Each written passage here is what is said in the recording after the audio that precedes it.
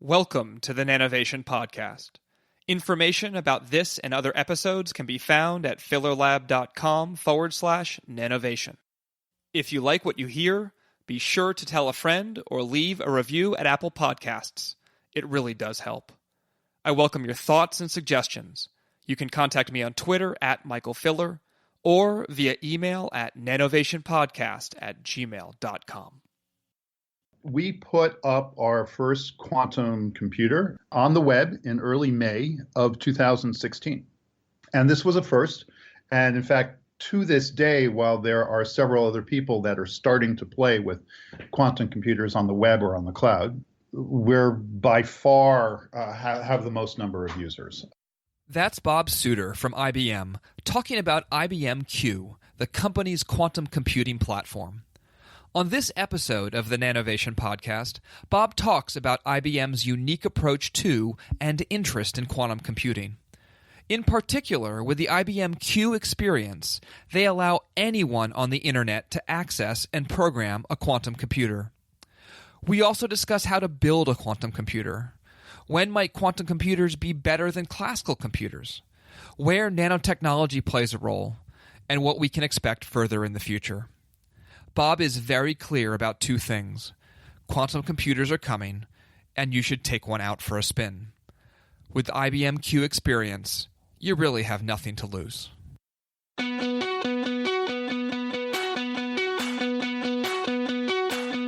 This is the Nanovation Podcast, an exploration of big innovations emerging from small things. I'm Mike Filler, your host and a professor at the Georgia Institute of Technology. Enjoy the show. So it's a pleasure today to have Bob Sutor on the show. Bob is the Vice President of IBM Q Strategy and Ecosystem at IBM Research in Yorktown Heights, New York. He's a mathematician by training. He has degrees from Harvard and Princeton, and he's really the executive responsible for driving the strategy, business, and ecosystem for IBM Q, which is their quantum computing program. So, Bob, welcome. Thank you. Happy to be here.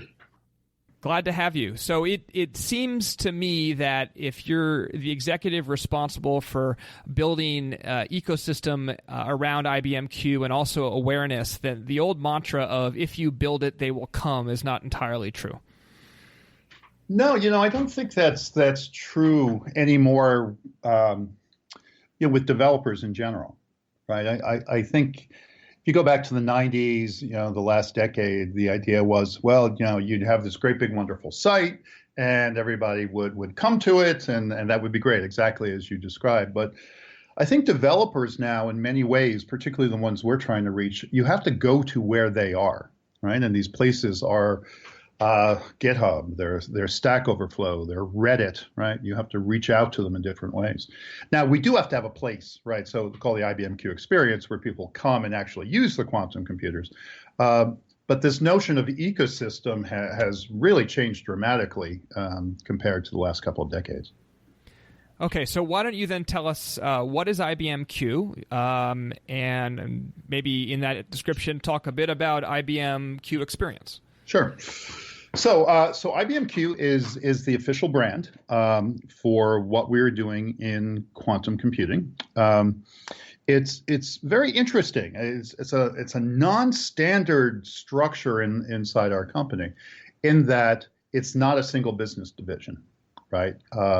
If you look at the mainframes or the power PCs, right, those things are the power systems. Those are in IBM systems. This was formed as a joint effort between IBM Research, right? So the scientists, 3,200 people strong around the world, plus IBM Systems. And so those are the people who build the large systems, the transactional systems, the high performance systems, storage, and so forth, and things like that. And it was, because this is so new, because quantum computing is so new, we had to balance rapid innovation, right? Which is a nice word of saying scientific discovery, figuring out the physics, translating that to engineering, right? And eventually creating a quantum computer with making something that people can use, right? And not reinventing everything just because we're doing quantum. So we put up our first quantum computer, the actual quantum computer, 5 qubits, on the web in early May of 2016. And this was a first. And in fact, to this day, while there are several other people that are starting to play with quantum computers on the web or on the cloud, we're by far have the most number of users. We didn't know how many people there'd be to start, right? So it's this new crazy idea. How do you program a quantum computer? Are we going to have 12 people? Are we going to have 100 people? Well, the answer is that we have well over 100,000 people now, 3 years later. Wow. And we've really tried to reduce the friction for people to get in there and use it. So you go, you register, and at that point you can use either a 5 or a 14 qubit machine now, or use a simulator. That is a piece of software that kind of pretends to be a quantum computer, isn't actually a quantum computer, but it's good for testing and education and things like that. And it's no charge. So, as I tell people, when I give talks and things, you have no excuse. You can go, you search for the IBM Q Experience, you sign up, you can get up and running and things like that. And so as things have evolved over the last few years, we went from a simple kind of drag and drop sort of environment to the next phase, which was the programming environment, which is called QuizKit, QISKIT. That's based on Python 3.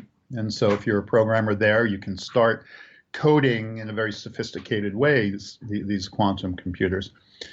And then we started thinking about, well, what does development really mean in 2019? If you happen to be a Python programmer, you're used to command line tools. You do things like pip install, right? You bring down libraries and all this sort of things. And that works great, and you can still do that. But in the latest beta for the IBM Q Experience, you can do absolutely everything online. So we have an extended version of this composer, the drag and drop environment. So if you're taking a class, if you've read a quantum textbook and you see these circuits in there, you can draw them and you can run them. Right? If you want to do coding, you can do that in Jupyter Notebooks as well, completely online. So we're trying every which way we can think of is to make quantum computing available to people to get to what we call quantum advantage, which is the point where quantum computers, we hope, will be able to do things much faster than classical computers. Okay, so we'll definitely come back to that speed thing. So what I hear you saying is that this is so new that part of the thing behind IBM Q Experience was to basically seed quantum computers to lots of people, to essentially start creating demand by showing people, allowing them to use one and showing them that it's useful for what they do, them then clamoring for more and more, and then that's a good thing for IBM. Is that kind of the right way to think about it?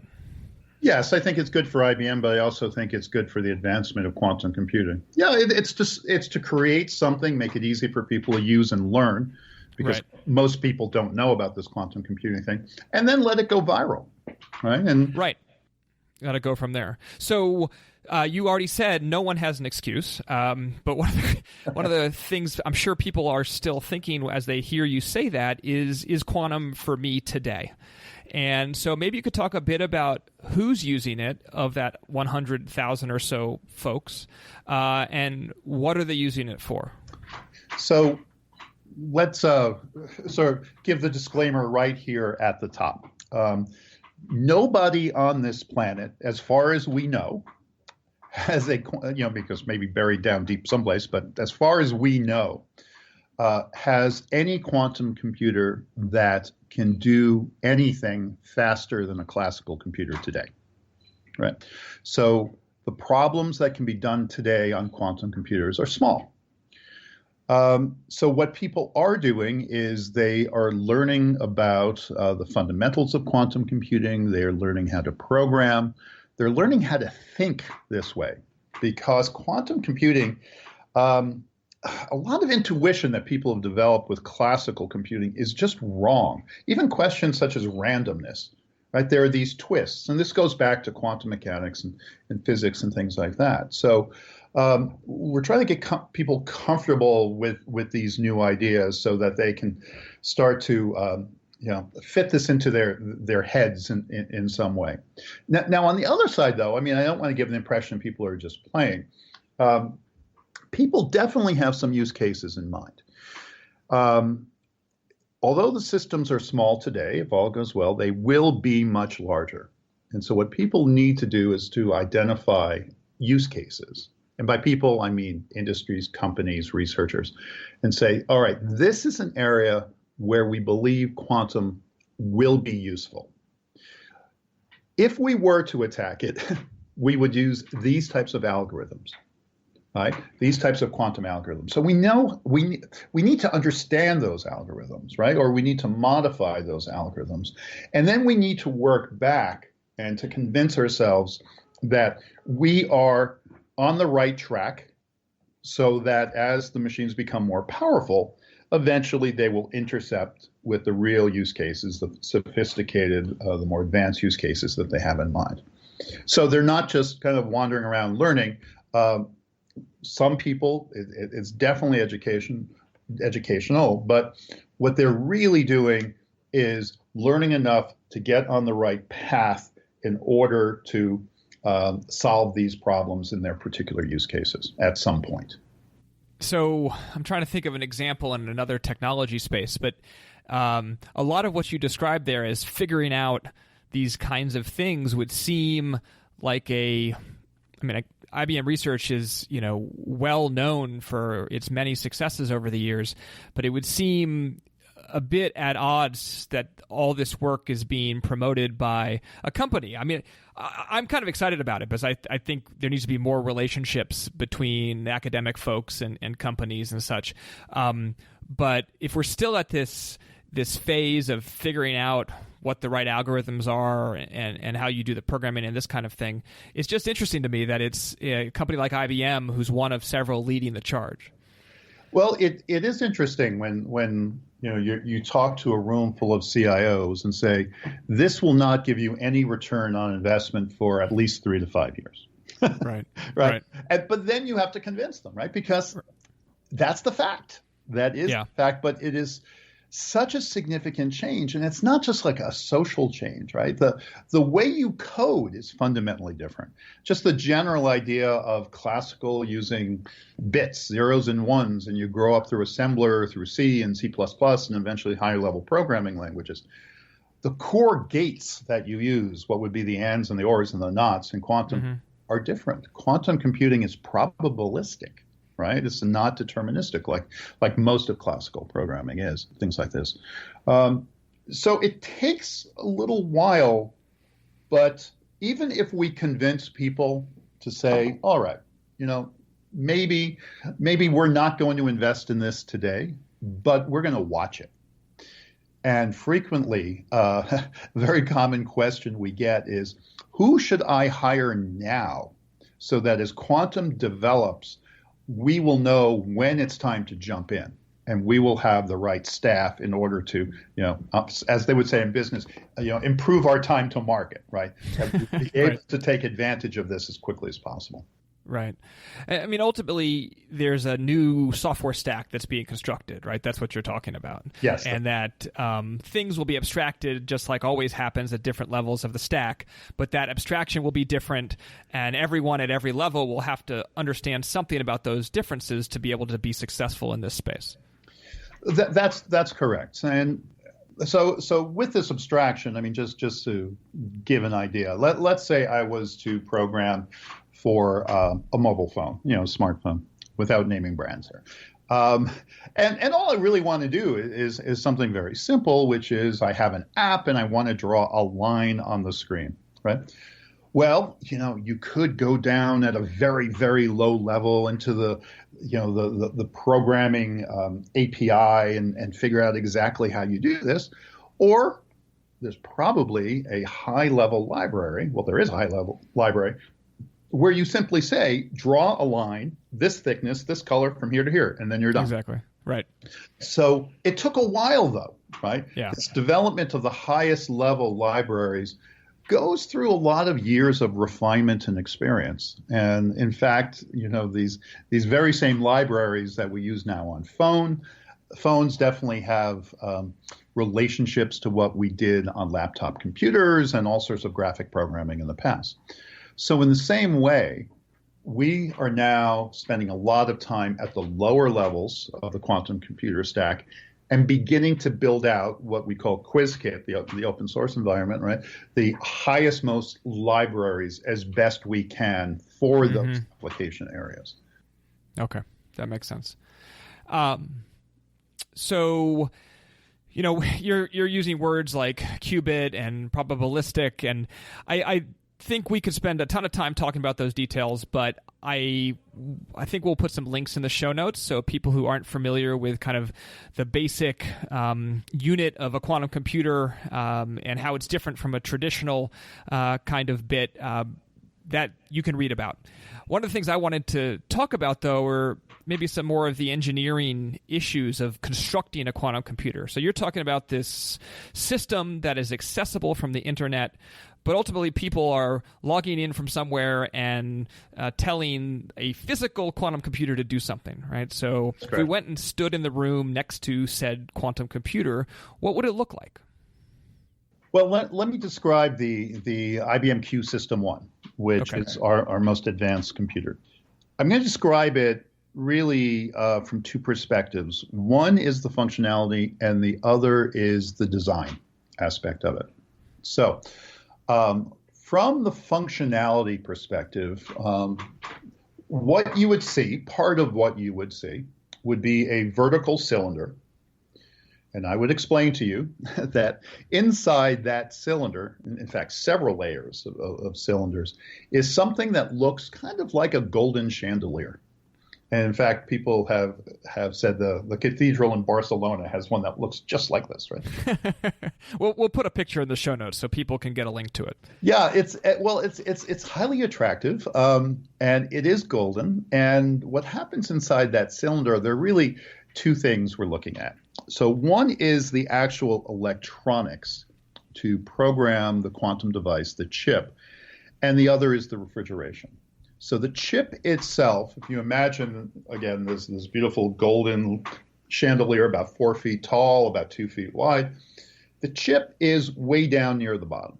And you will see coming down different cables. They're looped. You'll see different platforms here.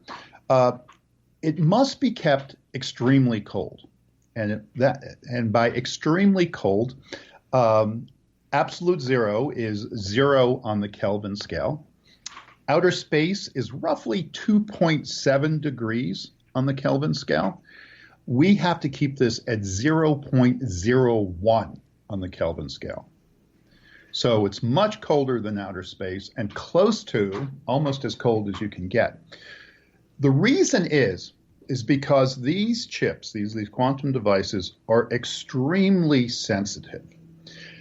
And the sensitivity is fundamental because every single quantum particle in your body, and here I mean things like electrons and ultimately atoms and molecules and so forth, there are many of them above and below electrons, exhibit certain quantum mechanical properties.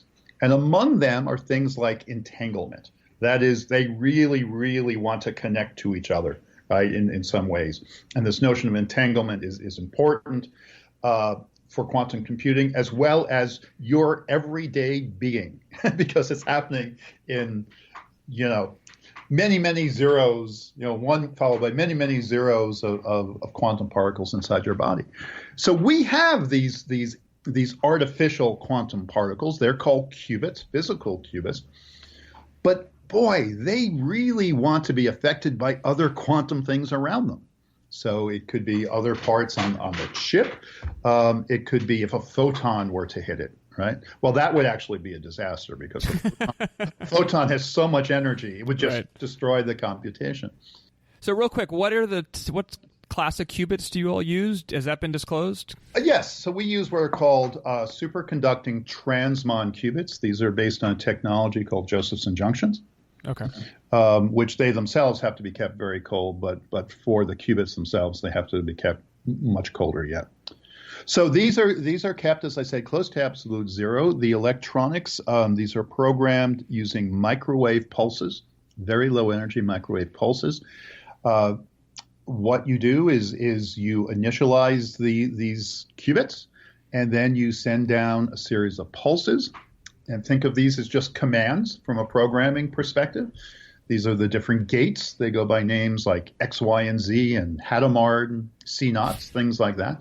And these are the low-level ways that you program the physical result. And at the end, you measure each qubit. And when you measure it, each qubit ends up being a 0 or a 1. And you try to read that as accurately as you can, and away you go. Now the tricky part, and you know, I do encourage people to look at your links, is that qubits exist in this probabilistic idea of quantum states. And so it's not just saying, oh, do you happen to be a 0? Do you happen to be a 1? You actually have to, you know, the technical term is measure. I tend to refer to as poke it. And basically say, you know, it has many other values other than 0, 1 when you're computing, but you have to decide, are you a 0 or a 1? So you begin with 0s and 1s and you end with 0s and 1s, but it's the quantum magic in the middle that gives you a lot of this extra power. So this is what you would see. You would see this vertical cylinder, and then around the back, you would see the refrigeration. You would see the microwave controls. Now, for the IBM Q System 1, and I encourage you, to show a photo of that, it's this beautiful 9-foot by 9-foot glass cube, or 3 meter by 3 meter, roughly, glass cube. It's very stark, if you will. There's this stainless steel cover around it. There's a lot of black to it. We gave it some slightly dramatic lighting for effect. But the idea is this. So it's one thing to build a device and stick it in the back of a laboratory and have wires coming out all over the place. And you know, that works. It's the way experimental physicists work. But from the outside in, if I am imagining putting a whole lot of these in data centers, right? And this is where they need to end up, quantum cloud data centers. I have other concerns. I have to think about how much floor space does this thing take up? How much energy does it use? How much liquid helium? Yeah, that's right. You know, what is the temperature, the ambient temperature? You know, not inside the device necessarily, but just around it. What about maintainability? We're making rapid progress on quantum devices. How quickly can I take this thing down, put it in a new chip, replace a microwave component, so forth and so forth. So there's this inside-out view of the physics, the chips going out, and this outside-in systems engineering view of saying, how are we going to make these really available? So we enclosed it in this cube because we want to control the environment. We want to control the airflow. We want to control the temperature. The microwave electronics are very sensitive to fluctuations of temperature, as are, oddly enough, coaxial cables, right? Because they're very low energy. So we want a perfect environment, controlled environment as we can to place this. And so this is why we have this cube effect. By the way, we engaged with a company called Gopion, which is based in Milan, as well as 2 industrial designers in the UK. Gopion built the cases around the Mona Lisa as well as the crown jewels. Now, we do think of this as a crown jewel, one that's evolving, but they know how to make heavy-duty industrial cases, right? We also think the design is important. There's nothing saying we have to create ugly computers, really, right?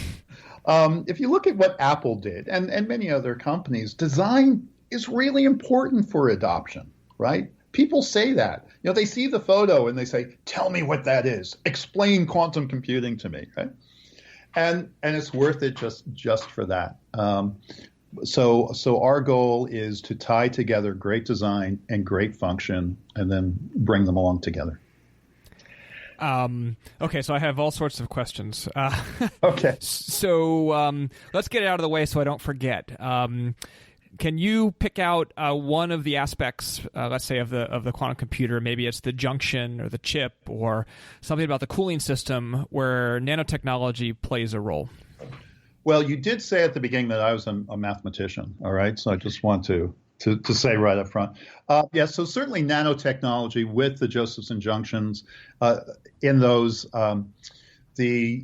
So these are essentially analog devices on a plain circuit board, basically a small circuit board. The actual quantum chip itself is really very small. The exposed portion is about 1 inch by 1 inch. There's a little bit more to it. There are coaxial connectors around the outside that bring it to the outside world. From a nano perspective, I guess I would have your people think about the question of laying out these qubits, right? So qubits don't just exist as single things. Some of them are connected to each other. That is, there's a coupling map between them.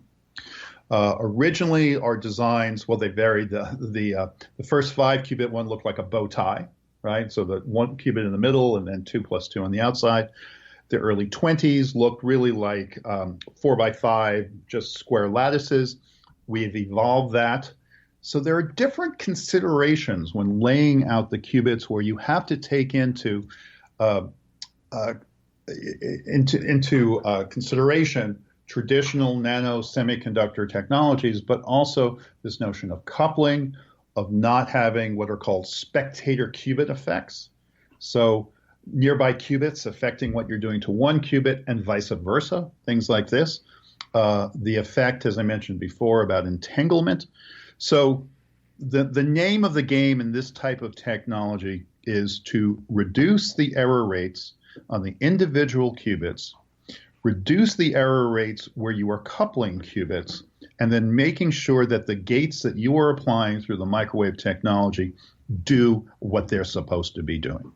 And so with all the nano technology associated with trying to optimize all those things. Okay. So if I think about making this chip with these junctions, some connected, some not, and I think you're talking about that each qubit's a little different. I mean, due to fabrication, you get some variability. How does that dealt with? I mean, I think about a conventional chip where processing needs to be pretty much perfect, right? If you have some components that don't work, you throw the chip out.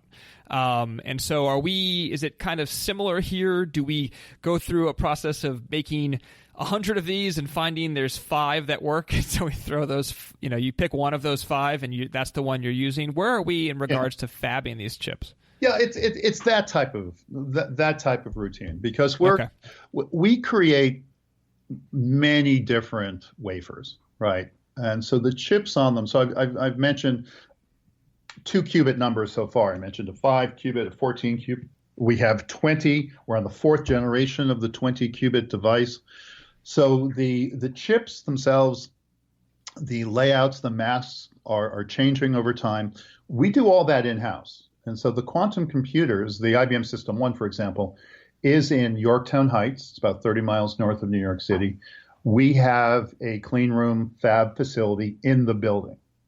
So for us to go from where the computers are, if we wanted to walk to the clean room, it's a walk of about 120 feet.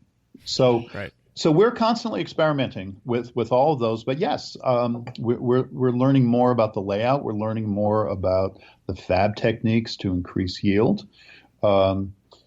Usually they end up doing what we expect them to do. Occasionally they surprise us as being slightly better than. Yeah, well, take it. And we'll take it. And then that opens up new areas of engineering and research of understanding why, right? And how to make that happen next time around. So then what today is kind of rate limiting in terms of scaling the number of qubits? It seems by what you're saying, we want more. Kind of like a conventional computer. We want more of these things. And so what limits us, or what are the key challenges in going from, say, 20 to, I don't know, several hundred or several thousand? So there's two basic measurements, and then there's one other I want to talk about that brings it all together. So the two basic measurements are the error rates on the qubit themselves, right? So that is how accurately are they doing what they're supposed to do, but also coherence time. And so what this means is that let's say I take a qubit, right? And without getting into the details, but of exactly what it is, about how I'm programming it, I'm going to take a qubit and I'm going to put it in what we're going to call the one state, which is the slightly higher energy state compared to the zero state. Unlike traditional memory, right, which if you make it a 0 or a 1, right, it will stay a 0 or a 1, right? I mean, there are techniques for keeping it that way, but it's not going to wander off, right? Right. Errors. What happens with quantum chips is that there's a slow degradation in a couple of different ways. And so what will happen over time is that in one way of what's called decoherence is that qubit will slowly start to slide down, kind of an exponential decay from that one state to the zero state. And so statistically, you have to look and say, well, how useful is it, right? There's clearly it's not perfect, but is it good enough? Right. How long does it last, basically? That's right. That's called a T1 measurement. There's a T2 measurement, which measures something else, which is more quantum specific, and measures really as it starts to go out of phase, how long is it still useful for, basically. Now, coherence limits you because there are only so many things you can do before the qubit goes wonky on you, if you will. Right. So there's a fixed and a relatively small number of operations you can do. Many of the quantum algorithms that you might read about in books when you talk about industrial-sized programs, they're talking tens of thousands of qubits with tens of thousands of operations performed on them. When in reality, with what we have today, we have what are called short depth circuits, whereby you might get 10 or 20 gate operations, but no more than that. So increasing coherence time at the same time of decreasing the error rates is really critical. And so what this means is that just adding more qubits doesn't help you if they're all going to die at some point, right? Right. There are useful things. I don't want to give people the impression that they're not. There are useful things that you can do. But there has to be some way of saying effectively just how powerful is your quantum computer. And number of qubits isn't it. It's part of the consideration, but it's these other things I've mentioned. Yeah. So it's the coherence time, the individual error rate, the double, the coupling error rates, what's happening with spectator qubits, how well can you calibrate, how well can you measure, and things like this. This is what we call quantum volume. And so think of it as essentially a unitless measurement. More is better. It always looks like 2 to some power for technical reasons. The best we believe anybody has done is 16. And it takes into account all these different things in a very elaborate way of determining the number. We expect, and we announced in March, that we believe we can double this quantum volume every year. And that we have enough headlights and that we think what look like roadblocks now, we believe we will understand how to get through them at a certain point. And with this, we believe that within a decade, conservatively, that we should be able to reach this quantum advantage. And so quantum advantage, you'll see it, we believe, in different points of saying, all right, right over here in this chemistry use case or financial services use case or so forth, what we can do with a quantum computer is significantly better than what we can do classically. To a general audience, I might wave my hands and say, well, I can do it 1,000 times better, right? What we really mean is something, are we seeing a quadratic improvement? Or the holy grail is an exponential improvement. And that's quantum advantage. We hope it's as soon as 3 to 5 years. but we believe 10 years should do it. Okay, so that's actually a really great, not only a great explanation of why just looking at a simplistic metric like number of qubits is wrong, but also kind of gives us a sense for what's important and a bit of what, when reading things, what the state of quantum computing is, that you have to take into account these things. When you look at other companies, I mean, it's not just IBM, but you have a lot of your friends or competitors, depending on how you look at it, have their own kind of quantum approaches, and maybe they're using different types of qubits or what have you. Can you give us a sense for the lay of the land in quantum computing more broadly? So there are a number of organizations, universities, companies that are doing variations on what we're doing, semiconductor transmon. No one's doing exactly what we're doing. I mean, there are variations. We like this approach because, I've said several times, we believe that we can bring the error rates down over time significantly, and we can believe that we can scale the number of qubits. Right. And that's really important. And as people look at announcements about qubits, you got to be very careful about reading between the lines. Are they saying amazing things about a very small number of qubits and then waving their hands about they're going to have a whole lot of qubits? So how well will a particular quantum bit qubit technology go from single digits to double digits to triple digits, eventually up into the tens of thousands or more qubits, and that becomes important. And so that when anyone, if your listeners are looking at the different qubit technologies, you have to say, well, how many qubits are they going to be getting out of this? So we believe ours is likely to be among the winners, if not the winner, for this scalability. There's another technology called ion trap technology, which 3 or 4 different people are looking at. What you are using for your quantum, for your qubits, are actual ions, right? And so ions, the electrons in ions are themselves quantum particles, and so you take advantage of that. Photons are quantum particles, and so there are different photonic approaches to representing qubits as photons. And so you kind of go on in this way, and you look at different ways of either producing purely synthetic quantum particles, which is what we do, or somehow controlling natural ones, which tends to be a problem because they tend to get away from you. But it's all interesting research, right? There's some overlap, but it's interesting. One thing I do want to add here, which is, we've talked about the software stack level. The thing we don't need is 13 different quantum software stacks. And so we made a decision very early on to open source what we do with QuizKit. Mm-hmm. And so QuizKit runs on our hardware, as you would expect.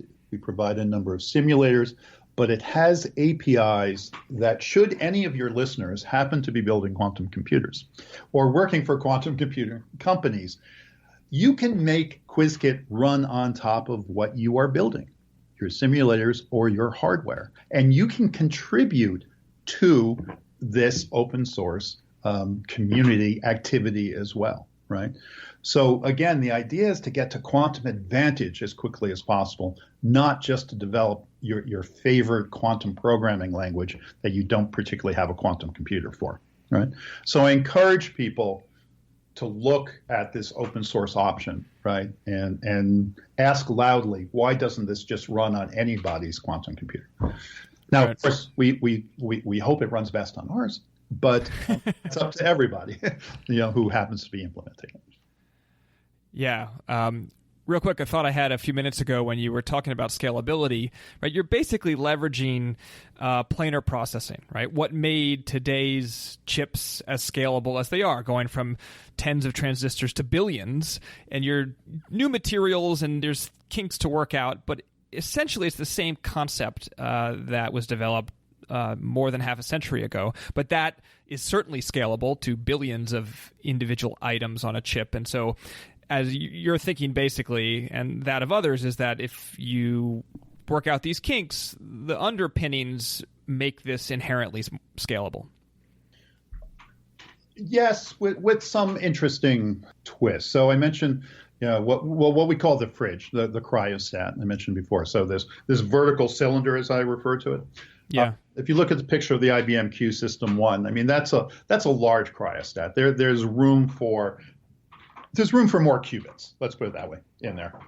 So you could scale within a single cryostat up to a quantum computer that potentially has several hundred qubits in the long run, we believe, right?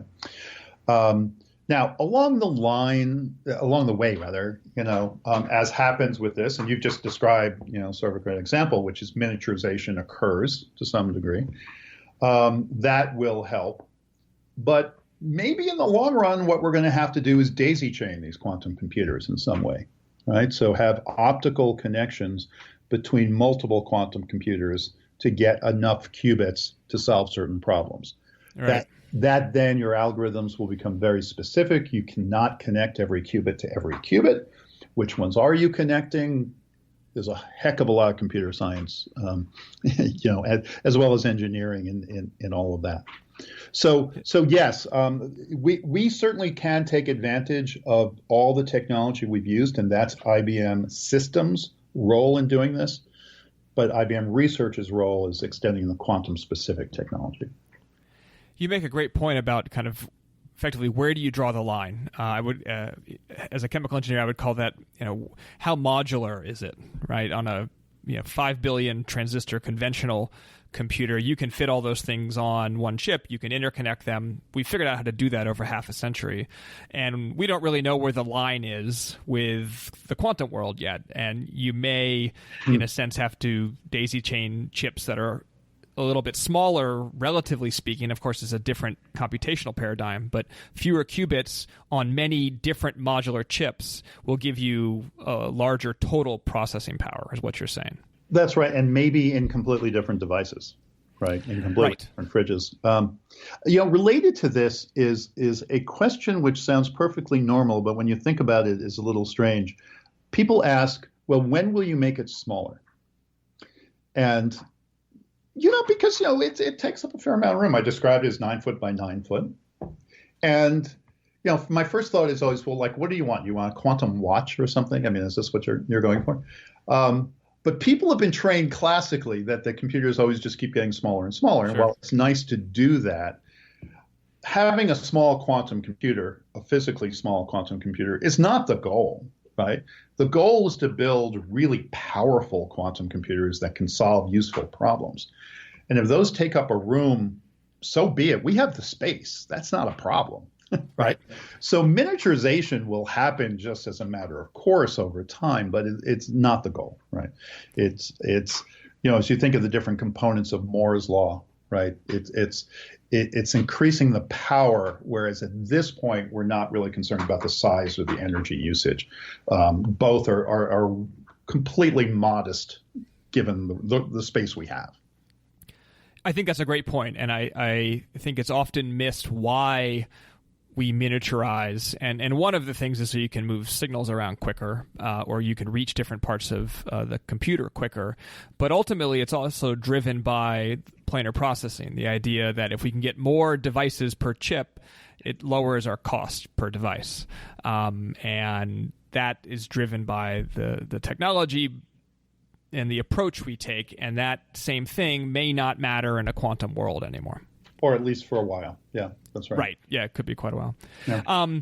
So just one last question. Then I'd like to propose a brief, what I call the lightning round, where I have a couple more kind of fun questions about who your mentors are and things like that.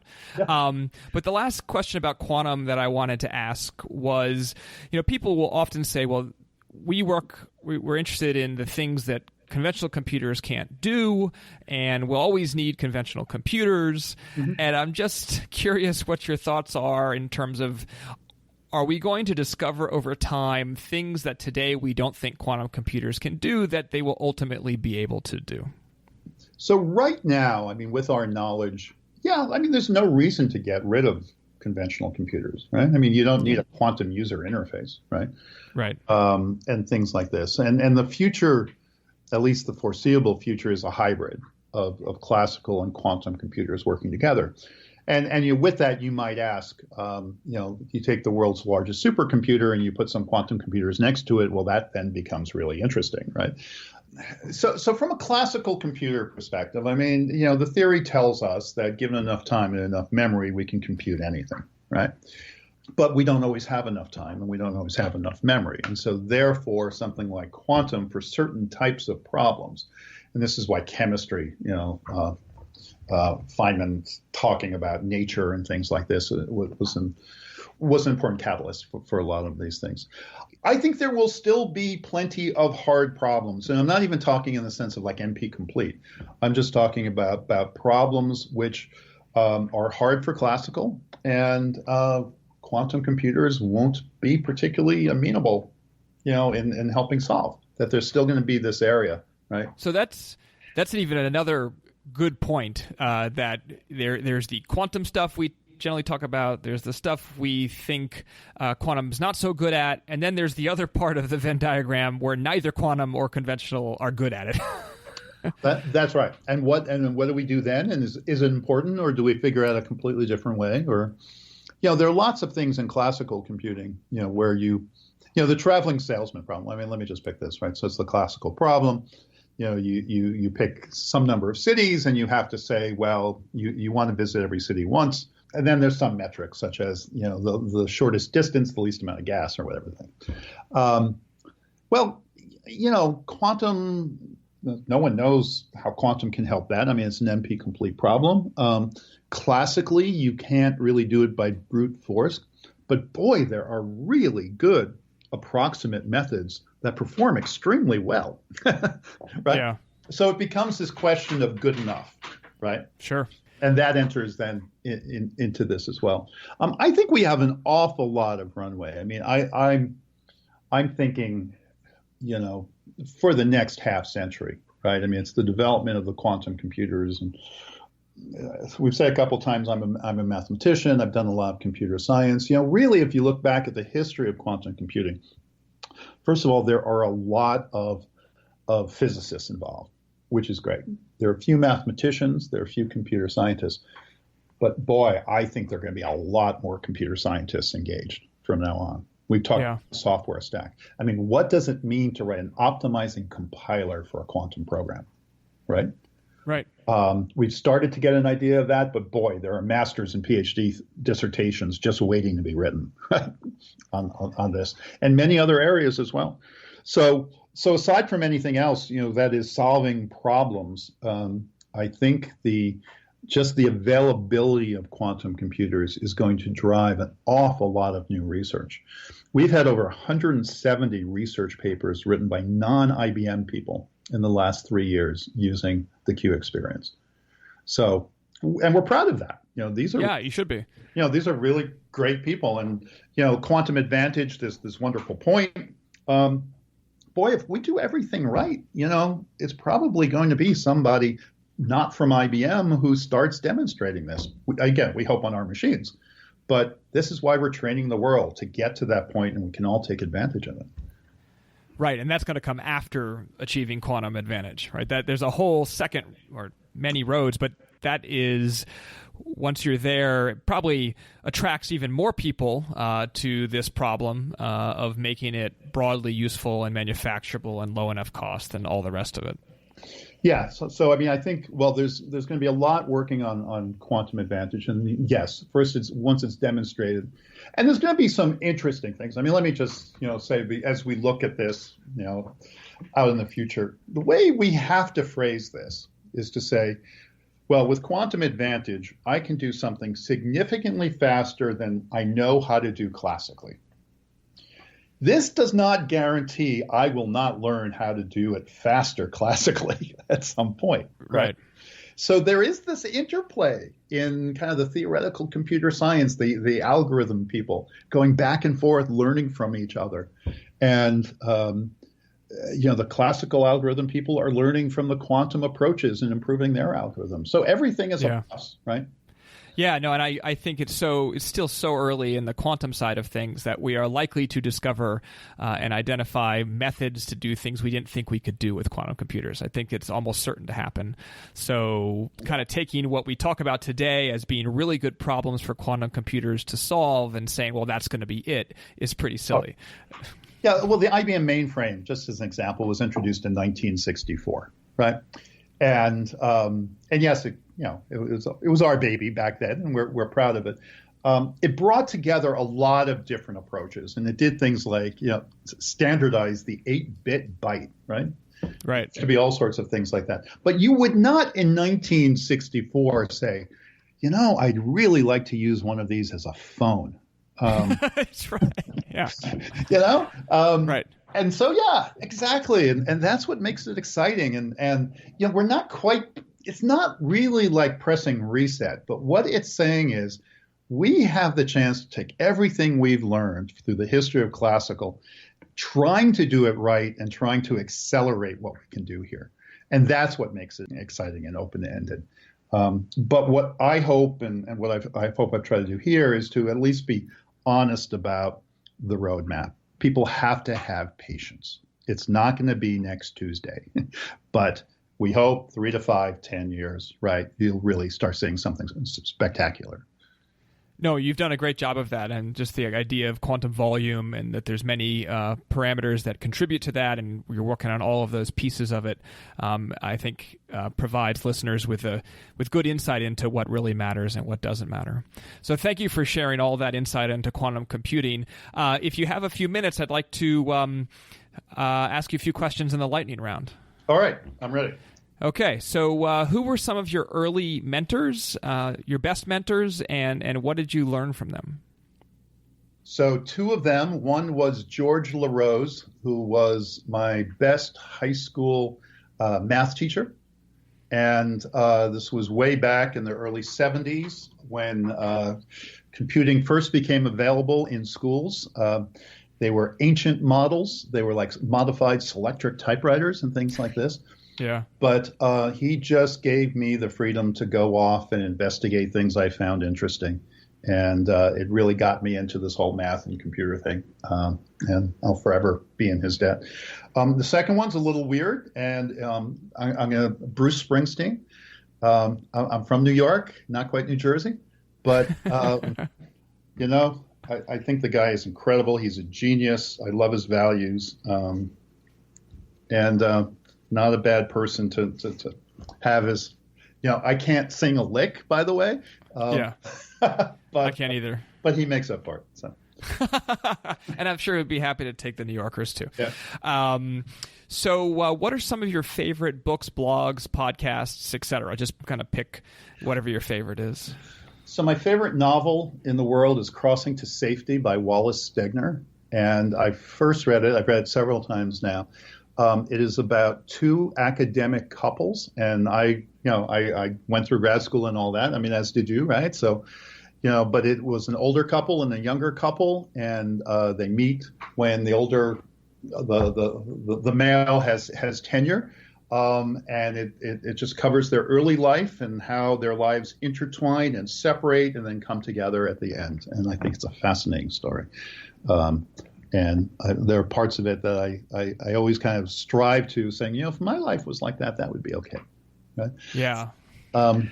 In terms of quantum, let's say, just as an area, there are a lot of really good textbooks that are out there that are very interesting.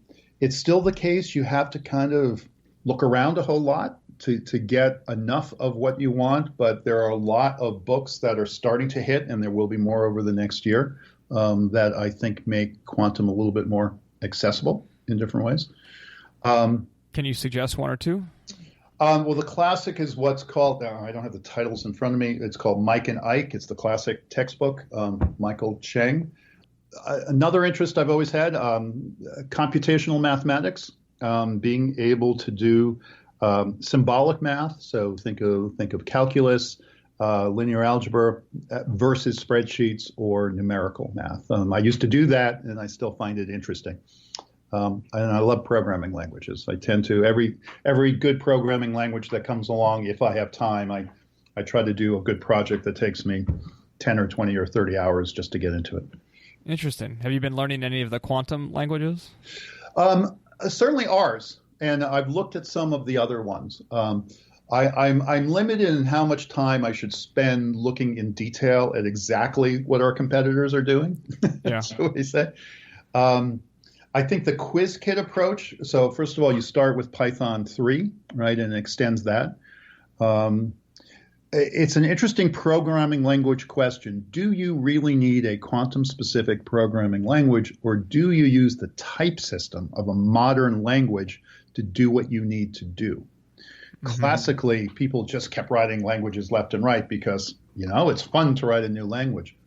But at this point in time, I think the approach of augmenting an existing language and something like Python, which is already widely used in the sciences as well as data sciences, right? AI, is a very good choice. Okay, tell us about a time you failed and what you learned from that experience. Time I failed. My son is sitting not too far away. I should ask him. Here's something which came from business. So I used to do a lot with standards, right? So like W3C standards and things like this. And where I failed in leadership until I had a very interesting conversation with a more senior executive was that there's a big difference in showing up, right? There's a big difference in saying I went to this meeting versus, and the result of the meeting was such and such, and it was really good for us. So there are lots of activities in life. There are a lot of meetings we attend which are not terribly result-oriented. And they should be, because a lot of those other meetings are wastes of time. Mm-hmm. But this was something that I learned, which was essentially don't waste a whole lot of time just talking about things and showing up and going to nice places. If you're not actually coming up with something useful and whatever your perspective on is not reflected in that, then probably you shouldn't have bothered. Okay. So I got two more questions. What do you do for fun? Well, I am right now hanging out in the New York Adirondacks on a lake. This is just voice, but I'm looking out the window here at a beautiful lake. Other than that, I love science fiction. Okay.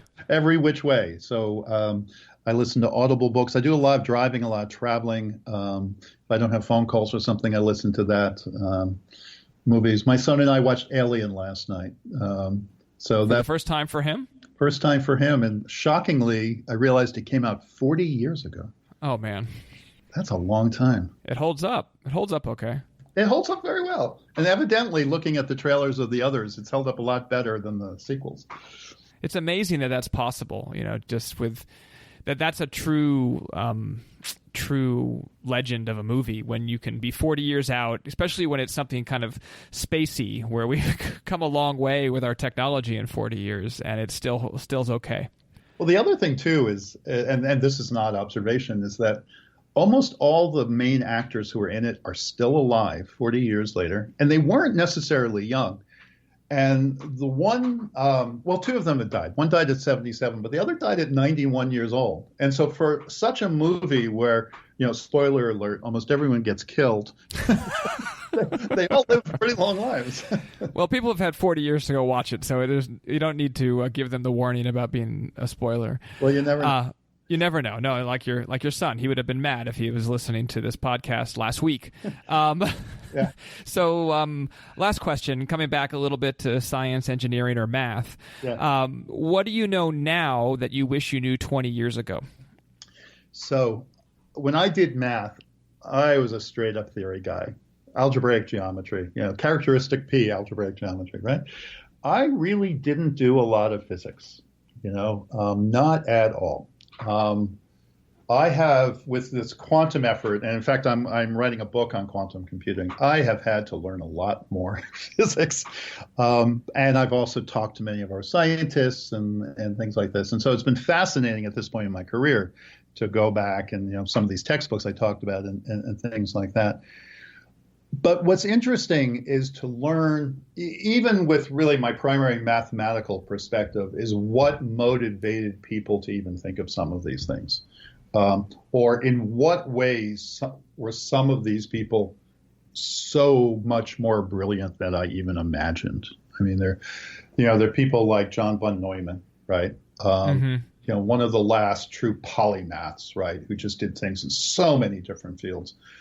Every time I read something about Einstein, it's like you got to be kidding. He did that too, right? For all people hear about, special general relativity, that's not what he got the first Nobel Prize for, right? Things like that. I feel a little bit later in life because I got my PhD 27 years ago. It's fun to go back and learn this. It's fun to connect it with the mathematics. There was one example, and I'll leave on this, is that, I took linear algebra when I was 18 years old, and it was a theoretical class, and boy, I really don't care what this is used for. I just love it. And there was this one matrix factorization there. And it's like, okay, I got it. Great. And 2 years ago, I actually saw what it was good for. And it's like, it took me like 40 years to figure out why anyone cared about this.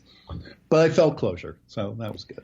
Well, I guess I was lucky enough to be at Steve Jobs' commencement address at Stanford, and he talked about how you can't connect the dots looking forward. You can only connect them looking back. So there you go. You can now connect the dots from whatever, 27 years apart, so or more than that, I guess. So, Bob Sutor, thank you so much for taking the time. We appreciate it. Well, thank you. It's been a pleasure, and I'm looking forward to listening to whatever it was I said. You've been listening to Nanovation. If you enjoyed the show, please leave a rating or write a review on Apple Podcasts. Show notes are available at fillerlab.com/nanovation. Nanovation is recorded in the Marcus Nanotechnology building on the campus of Georgia Tech. Andrew Cannon edits the show. I'm Mike Filler. See you next time.